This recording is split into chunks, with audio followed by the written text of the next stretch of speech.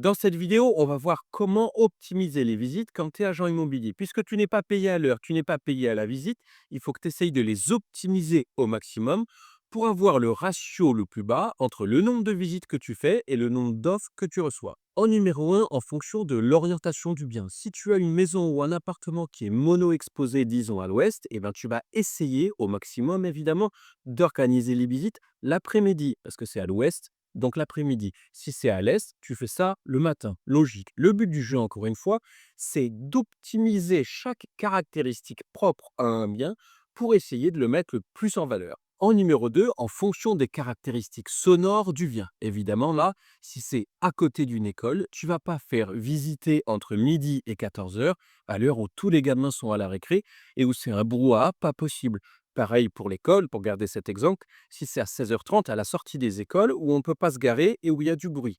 Parce que ce n'est pas représentatif de la réalité du bien, parce que la plupart du temps, c'est pas aussi bruyant. En numéro 3, en évitant les trajets. Que ton bien soit à 5 minutes ou à 20 minutes de l'agence, il va falloir que tu optimises pour éviter ces allers-retours. Donc comment tu fais? Tu essayes d'optimiser ton emploi du temps pour que chaque visite soit l'une après l'autre. Alors évidemment, si tu mets des délais trop courts entre chaque visite, tes clients vont patienter, ça c'est hors de question. Si tu mets des délais trop longs, c'est toi qui vas te faire chier en attendant. Donc ce qu'il va falloir faire, c'est toujours se dire, la visite peut être bonne, donc il va falloir quand même que je laisse un peu de temps s'ils veulent tout revisiter correctement, etc., pour pas presser le client. Mais à l'inverse, ce qui est très, très important, c'est de penser à ça, de voir la continuité. Tu fais un rendez-vous, t'enchaînes avec l'autre, etc. Un, ça te fait une dynamique. Deux, ça fait moins chier les propriétaires parce qu'ils ont une plage horaire où il y a tout ce qui se passe d'un coup. Trois, ça montre aussi aux clients qu'il y a du mouvement sur ce bien et du coup, ça fait une certaine émulsion. Et 4, toi, tu évites du temps perdu à faire des allers-retours, tu évites des frais d'essence, tu évites à galérer à le garer, etc., etc. En numéro 4, en obligeant, alors ça c'est plus facile à dire qu'à faire, surtout si tu es en mandat simple où c'est un peu galère, mais même en mandat simple, essaye d'obliger tous les décisionnaires à venir. Si c'est monsieur et madame qui achètent, c'est monsieur et madame qui visitent. Si monsieur, il peut pas, il pourra que la semaine prochaine, tu organises la visite la semaine prochaine.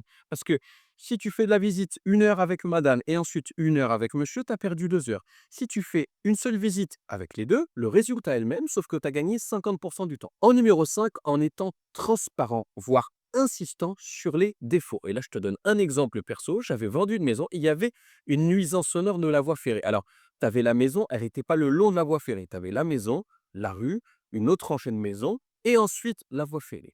Néanmoins, avant de faire tes visites, qu'est-ce que j'ai dit? J'ai insisté sur ce défaut pour dire: «Écoutez, il y a un problème, une problématique sonore, il y a le train qui passe pas loin» et l'avantage, c'est que j'étais en exclu, donc en plus, j'ai pu donner l'adresse. Ce que je veux dire, c'est que soit tu fais le connard et tu dis rien, le client de toute façon va ne pas acheter si il est gêné par le bruit. Donc tu vas passer pour un trou du cul parce que tu as fait perdre du temps à ton client, tu as fait des visites pour rien, tu as rien ciblé, tu es une merde. Donc le but du jeu, ce n'est pas de faire plein de visites. Le but du jeu, c'est de gagner du temps et de faire le moins de visites possible. Un bon agent immobilier, il fait maximum 5 à 10 visites par bien qu'il vend. Il ne va pas en faire 30 ou 40. Donc comment cibler tout ça?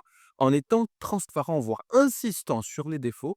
Comme ça, les clients qui de toute façon n'allaient pas acheter à cause du train, à cause de trop de travaux, si tu leur donnes cette information en amont, de toute façon, ils n'auraient pas acheté, mais au moins tu économises la visite pourrie. En numéro 6, même si on fera une vidéo à part, c'est en réalisant une bonne découverte client. Quand tu as un client qui appelle parce que tu as mis une annonce en vente, tu ne dis pas: «Oui, bonjour, ah, vous êtes intéressé par tel bien, ok, quelle heure?» Non, c'est de la merde. Il faut absolument que tu essayes d'avoir le plus de critères possible sur ce client pour savoir si ça peut matcher. Et si, pour n'importe quelle raison, dans ces critères, il y a un gros défaut qui ira pas sur cette maison, tu sais que la visite est inutile et en plus, tu peux lui indiquer et encore une fois, les clients acquéreurs, ils veulent pas faire des milliards de visites. Ils ne veulent pas perdre du temps. Donc si tu organises tes visites en fonction de ta propre gueule en étant un égoïste, ça va faire du bien aux vendeurs parce qu'ils n'auront pas 10 000 personnes qui passent chez eux. Ça va faire du bien aux acquéreurs parce qu'ils vont pas perdre du temps à faire des visites qui sont pas ciblées non plus.